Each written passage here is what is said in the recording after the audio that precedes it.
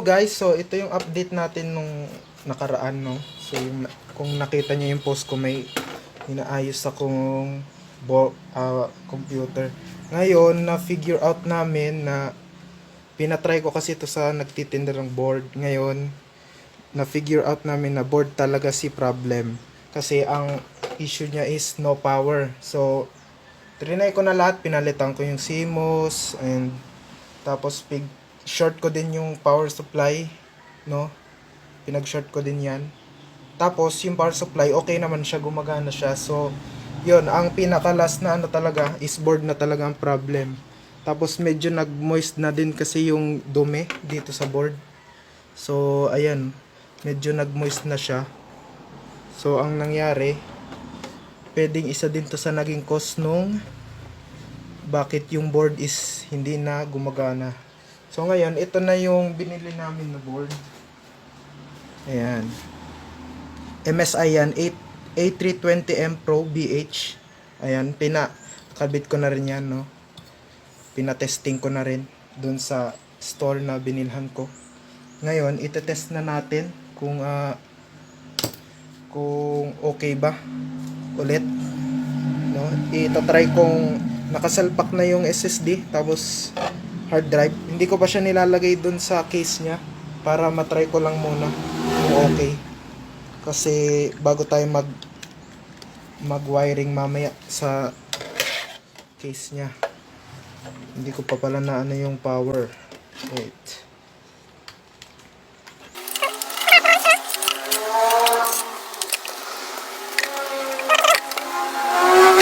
HDMI din, may monitor ako dito.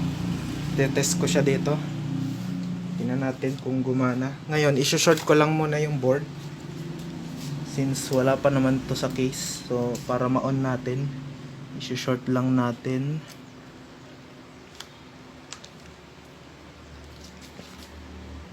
Dito sa part na to. Double check. All set. Power cord, okay na. Nakasaksak na. Okay.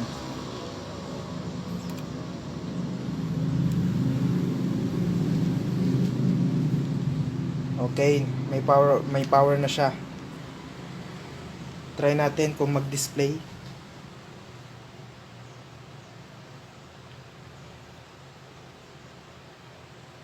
Nice.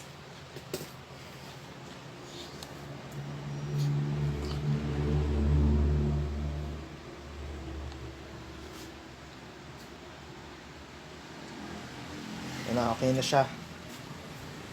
Bagong board na. So dapat paalala lang, no. Ito yung case niya. Yan, nilinisan ko na yan. So dapat every 2 months nililinisan niyo yung case nyo, no. Pero hindi niyo naman na kailangan kalasin ulit lahat. Basta every 2 months, linisan nyo lang. Gamit kayo ng kahit anong brush, kahit ganitong brush, pwede na yan. Tapos ako gumamit din ako ng vacuum, no, para mahigop ko lahat ng dumi. Tapos pinag-blow ko na rin. May pahigop to, tas pahigop tapos palabas, pabuga. Ayan. Yan, well cleaned na siya, no, para maiwasan natin yung ganun na ano. Kasi pag masyadong dumikit ng matagal yung dumi sa board, pwedeng mag-moist kasi yun sa board. So, ang mangyayari, masisira siya. Katulad na nangyari dito sa board. Ayan. Basta bubuksan nyo lang every 2 months, buksan nyo dito sa harap. Ito kasi tempered glass to eh. Kung yung case nyo is ordinary lang, pares lang naman yan, bubuksan nyo sa una, sa harap, tapos bubuksan nyo din sa likod. Ayan, bubuksan nyo din para yung malinis nyo, hindi lang dito. Malinis nyo rin yung dito sa likod. Kasi minsan may alikabok din dyan. Yung board nakasalpak dito. So yung likod ng board, malalagyan din niya ng dumi. Ayan. Automatic repair. Wait, gamit ako ng keyboard. Ayan. Keychron keyboard. Sana all. Start. Ayan, working na siya. Ngayon, isasalpak ko na lang.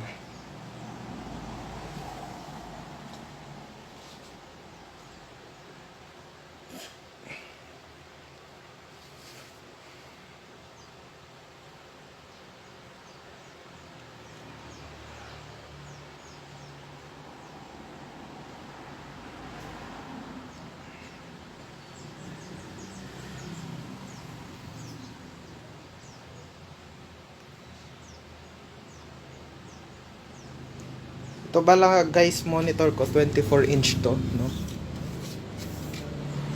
75 Hz ang gamit ko. So, kung may mga problem din kayo sa computer, pwede nyo akong message dito sa page. Message me, or kung may mga problem kayo sa mga software or ayan, okay na siya. Yan. Kung may mga problem kayo sa mga hardware, gusto nyo ipa-check kung alin ba may sira or baka may sira na sa mga parts, message nyo lang ako sa Facebook. Ayan. Yan, ikakabit na natin yan. So ayan, balik ako guys. Kabit ko lang to sa case, no? Tapos may fan pa pala. Nag-request pala si client, no? Wala kasi siyang exhaust dito, so bibili din ako niyan. Pakatapos ko, madali lang naman yung last part naman na yun, dito lang naman yun eh. Okay, balik ako guys. So mamaya na-assemble ko na to.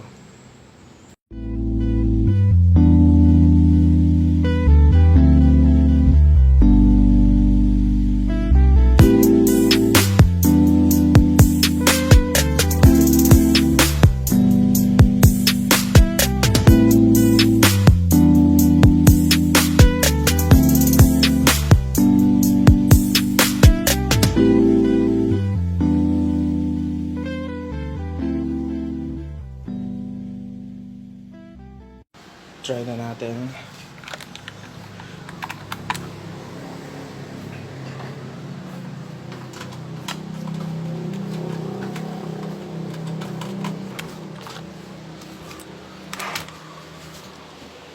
Yeah, I'm gonna vlog it.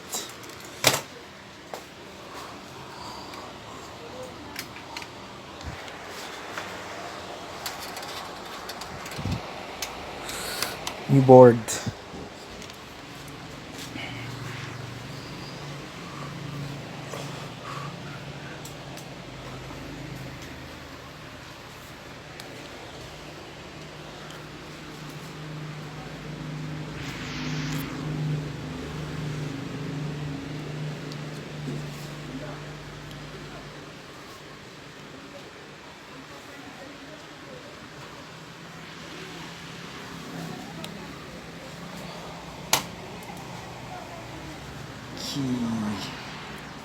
Sheesh.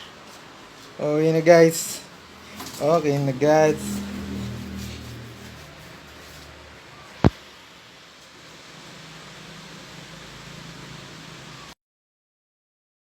So ayan guys.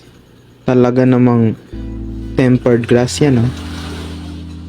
So naayos na natin yung problem, which is no power. So pinagsarado ko na yung tempered glass. So ibabalik lang natin to kay client, no? So bali kukunin na lang niya daw dito sa sa bahay namin. Tapos ayun, yung fan pala hindi ko pala diyan nalagay pa, no? Pero bumili pa kasi ko niyan eh. Hindi ko na rin na video. Pero yung binili na fan diyan na additional is color blue, yung light lang niya, which is requested by client.